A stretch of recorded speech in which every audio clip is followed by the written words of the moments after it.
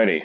Hello everyone, this is my first time narrating a video, so it might be a little awkward at first, but like anything else, it's usually awkward the first time you try it. So this is the SCCA Super Tour, and I am qualified 5th, so what we have is a, well, you can't see here, let me move forward a little bit.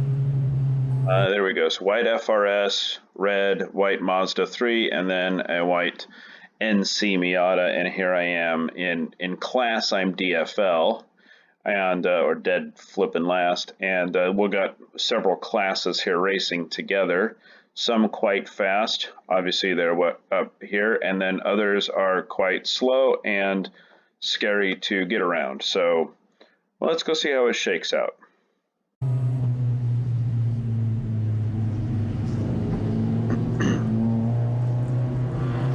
Pace car rolled off. The leaders are going to go ahead and accelerate to the green flag. And then we're going to get a start and race down the front straight to the chicane at Portland here.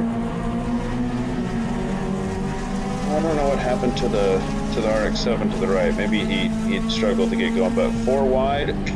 That's going to be a little hairy going into a chicane 4 wide. Just keep an eye on all your mirrors and have a heightened sense of awareness and look for the hole. Look at that. Yeah, he really had an opening and went for it. So now him and the white FRS are going to compete. This corner up here, I like to use 3rd gear in, so I go back down to 3rd, turn in, try to make it 1 radius. So even though you see 2 corners there, you try to make it 1 radius. Slow down a little bit here, dip the nose, get the car to rotate, and then set up for turn 6. It's a little off camber, so you want to treat it with some respect. And then we're going to set up for 7. Yeah, pretty straightforward stuff. Track out to the left, get down to the apex, and turn in at the point that you know you can go back to wide open throttle and leave it at wide open throttle.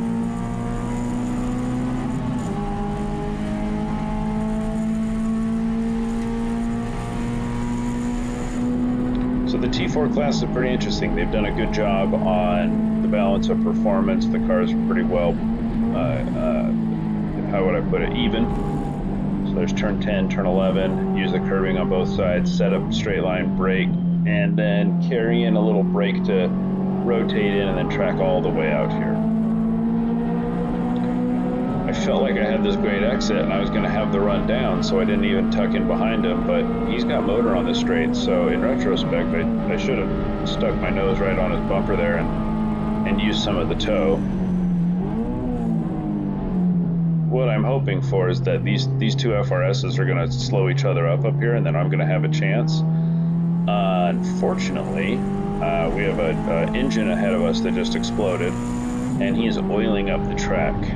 So here we go, 3rd gear, enter the corner, and yeah, I know the track is oily because I saw smoke, and then I see the car in front of me sliding around, and then right after I saw that, now I'm sliding around. So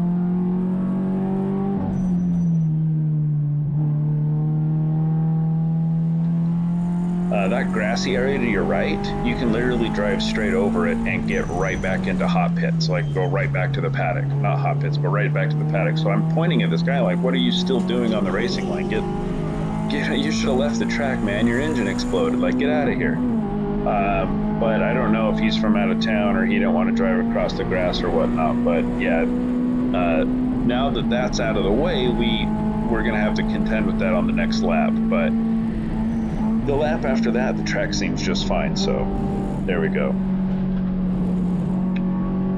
Alright, I usually cross over the lines a little bit there, use a little trail brake to turn in, wide open throttle, rumble strips on the outside, head for the tire barrier, 4th gear. We should be picking up 5th gear right at the start-finish point. That's how I know or just before it, sorry. That's how I know I've exited 12 correctly. The apex, grab some of the red and whites. You don't want it on the left-hander because that'll actually make the car airborne. And same with that one on the exit, call it turn 3, that's elevated curbing, and so it's not really ideal to drive over it. Here we're going to go into 4 and 3rd gear. Like I said, I'm trying to make it 1 radius, and then you come out and dip the nose to turn in here for 5, and then you're back on the accelerator. I'm still minding the oil.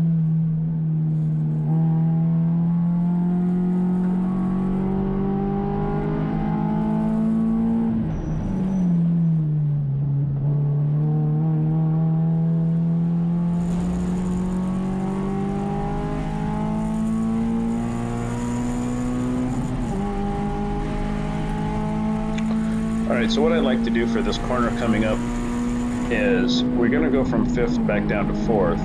And what I want to do is I want to not over brake too much. I want to brake late, but I don't want to risk taking off too much speed. So I want to be turning into 10 at 84 miles an hour or better. And then what I want to do is go through 10 and 11 without using any brake pedal. Maybe a little coast. I can't quite do them flat, but maybe you lift a little bit and then you're back on it to accelerate from 11 to 12 before you brake.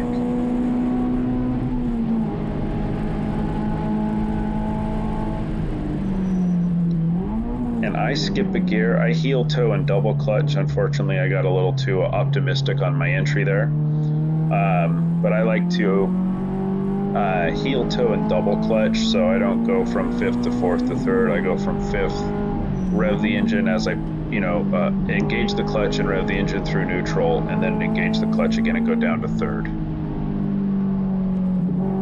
And with quick succession, obviously.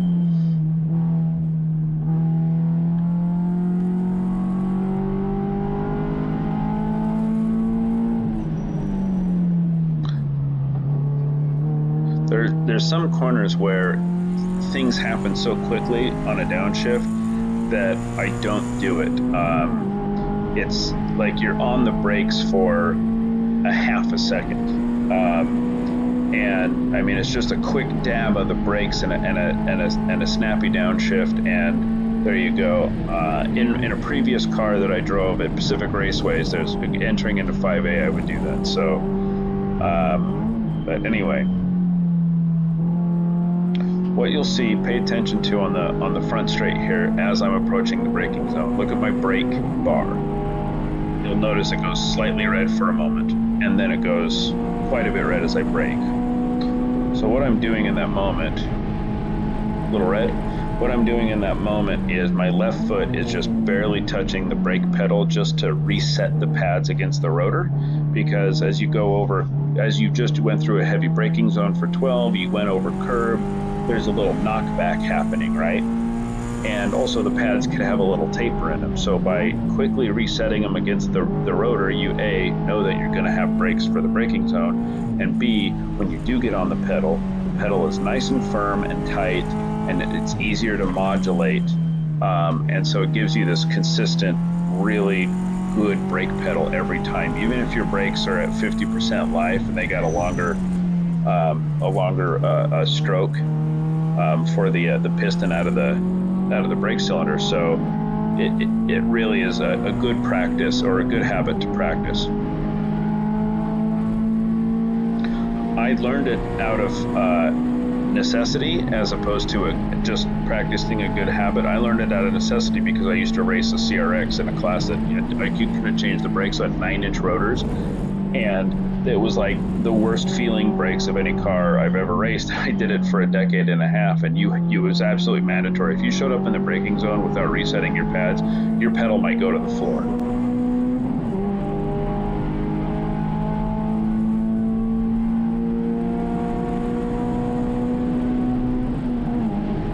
So I don't have a lot to do right now other than defend against the Miata. So all I need to do is hit my marks, defend, make sure the Miata can't get up to me.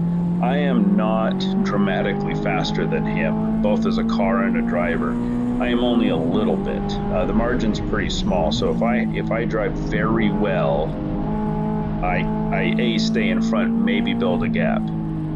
But I think I can get the Mazda 3 here, so what I'm doing is just staying with it, hitting my marks, trying to be as good as I can be. So let's see if I can skip ahead here.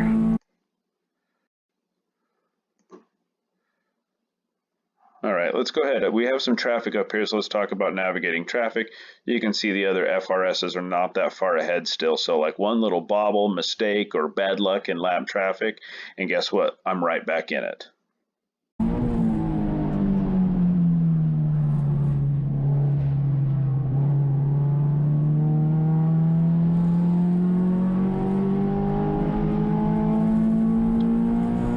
Looks like he's going to stay left and let us have our race.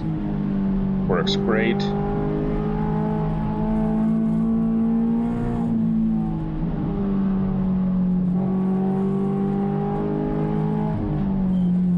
right, so I'm closing the gap to the Mazda 3. So in my mind, what I'm starting to do now, other than hit my marks, is I'm starting to pay attention to his marks. How close am I? Not just on braking, but how close am I at apex, meaning car lengths behind him. And then what I'm trying to get an understanding for is where I have a strength over him and where I have a weakness over him. So the idea behind that is I'd really ideally, and it can't always be ideal, but ideally I would pass him in an area where early in an area in which I'm stronger, and then I can gap him. And then when we arrive at, say, the section of the track that maybe he's better, that could be a straightaway, I've got enough of a gap that he can't overtake me. Or retake the position, let's call it that. So like, I don't want to try to get him out of 7 because, or even necessarily out of 12, unless it's an incredible run, because he's got the power down the straight. I'd really like to get him somewhere in the chicane here, because then I can build a gap on him through maybe 4, 5, 6.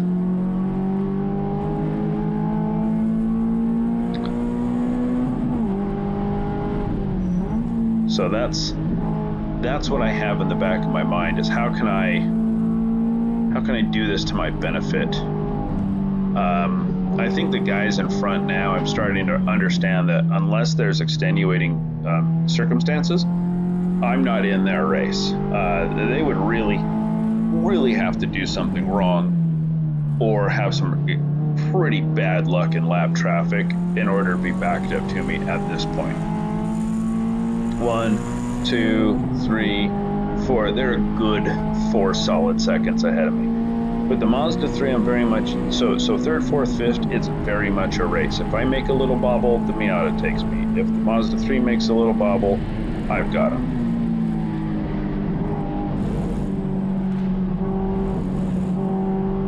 Oh, we can talk about tires for a little bit here. So it's about 80-ish degrees, and so I went out in this race on A7s. It's 85. And we did it last year where we cycled between A7s and R7s based on temperature, and we found a surprising thing. It depends on the track a little bit, but the FRS is surprisingly kind to tires, and we found that the A7s have a pretty high threshold for temperature, whereas we could run them up to a 90-degree day late in the afternoon, and they would be good effectively for the whole race. It's somewhere right after 90, right around 90 or shortly after there, that they'll have a steep fall off, and then the R7s, you can just punish them for the whole rest of the race.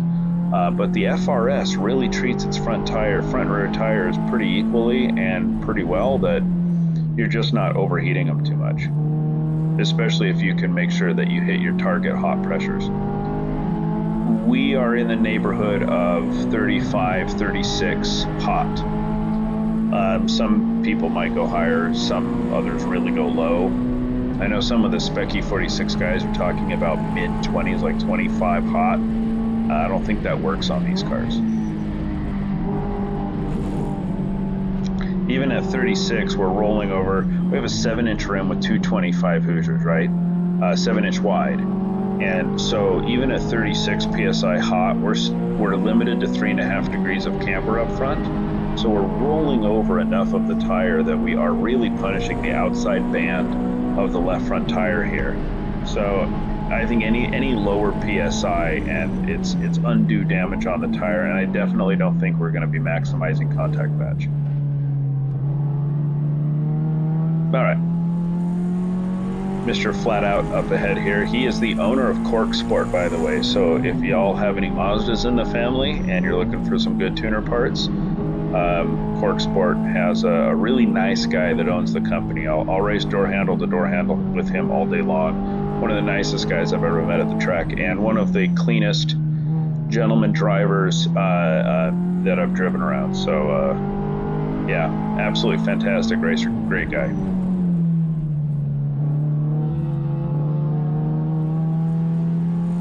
And due to my proximity to him and the way I set up for 7, you saw that I missed the apex there. I just couldn't quite get the car turned down in time, I was a little bit too much object fixation there, right? Monkey see, monkey do. And you just have to make sure that you keep your eyes up, focused on your line, focused on your race, because it can be, you can definitely get caught up in the monkey see, monkey do when you get really close to somebody's bumper, and then if they make a mistake, it means you're making it too.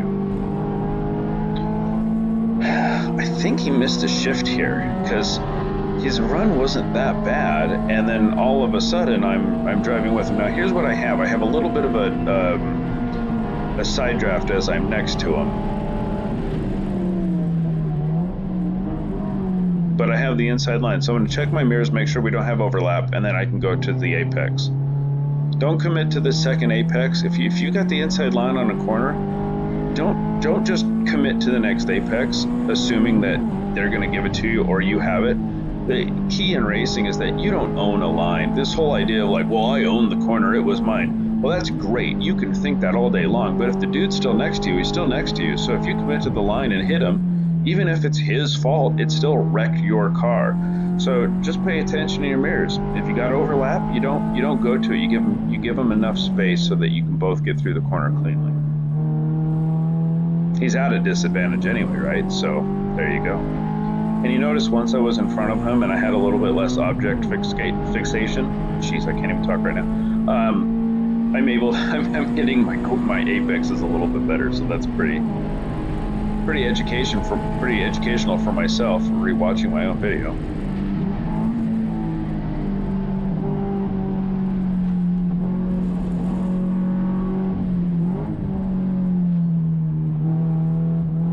Yeah, once again, I am just fixated on the object. I missed my turn in on 12. I didn't want to commit to 12 and then not be able to predict what he could do and hit him. So yeah, could have done that series of corners better. My competition is now sitting on my bumper, so there's that.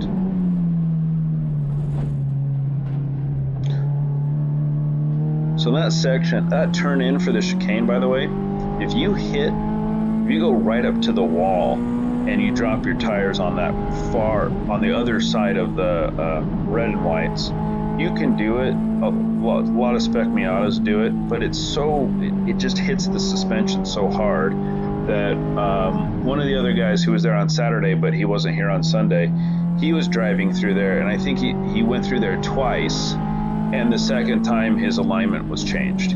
So it can be a little bit, but with the way these cars can suddenly change alignment by taking a bit of a hit like that, I don't know if the juice is worth the squeeze there. So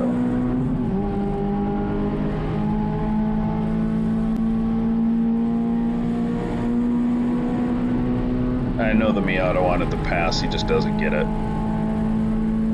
All right, so I'm gonna end it here.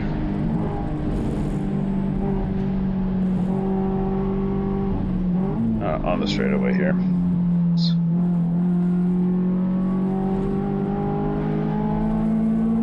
going to end it here because now I'm just lapping. But what happens here shortly after this is there is a car that dies, and so there's a full course caution. And we had run all of the laps, or I thought enough of the laps to satisfy the race distance, and so I thought we were going to end under yellow. And then when it was clear to me that we were going to go green, I was not looking for the yellow flags to be pulled to indicate the track was green. I thought I would be closer to start finish, and I wasn't. We were still in turn 12 when the track went green, and both of these guys just overtook me. So all of this work I put in to be third was all for nothing. So that's how this story ends, unfortunately. So there's another lesson in racing is pay attention in the driver's meeting, because they said they wanted to end on green if all possible, and expect the track to go green at any minute by paying attention to the turn station. When they pull the yellow, the track is green, get on with the program. So, or you could have a friend on a radio, whatever works. But anyway, I hope you enjoyed. I'm going to try to do another one this weekend, probably with a buddy of mine. We're going to go over the Pacific Raceways race, where the three of us battled nose to tail for 30 minutes. Should be fun. All right, thanks everyone.